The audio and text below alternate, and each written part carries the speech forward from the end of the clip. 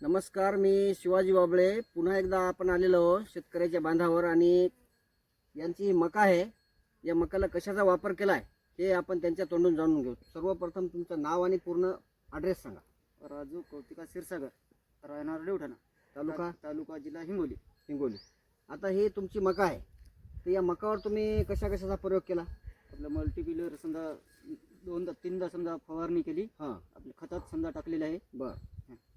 तर आता तुमच्या भागात बी इतर बऱ्याच शेतकऱ्याच्या मका आहेत, तर त्यामध्ये तुम्हाला काय फरक दिसतो? जमीन आसमानचा फरक आहे. असं आता याची जाडी वगैरे बघून, जाडी खोडाची जाडी आता मी पण बघितलेल्या शेतकऱ्याच्या आजूबाजूला मका आहेत. या मकामध्ये एवढा हिरवापणा कुठल्याच मकावर नाही. आणि दुसरी गोष्ट, मकाचा तर एक नंबर रिझल्ट आहे, पण यांचा हा लसण आहे. दाखव मित्र लसणाकडे.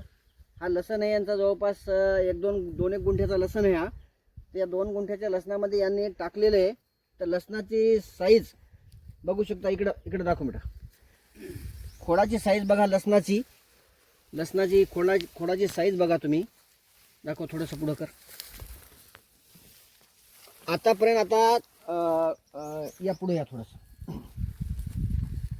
आता लसण बी तुमच्या हो, तर अशी क्वालिटी कोणाची आहे? कोणाचीच नाही. तर तुम्हाला काय वाटते मल्टीप्लायर मध्ये नेमकं मल्टीपिलर म्हणजे कोणीही शेतकऱ्यानं वापरायला पाहिजे. असं का? हो.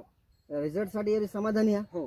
बरं, दुसऱ्या शेतकऱ्याला आपण काय संदेश देऊ शकता की मल्टीप्लायरसाठी? मल्टीपिलर कोणालाही सांगणार समजा भाव वापरा समजा हे. बरं याच्यापासून समजा लय फायदा आहे. बरं. आता आपण बाहेरचे बी औषधं वापरतो, हो. याच्यामध्ये खर्चामध्ये काय जाणवलं तुम्हाला? हे खर्च पण समजा कमी आहे. कमी आहे ना? हो. बरं. आणि रिझल्ट एक नंबर. हो. ठीक आहे, धन्यवाद.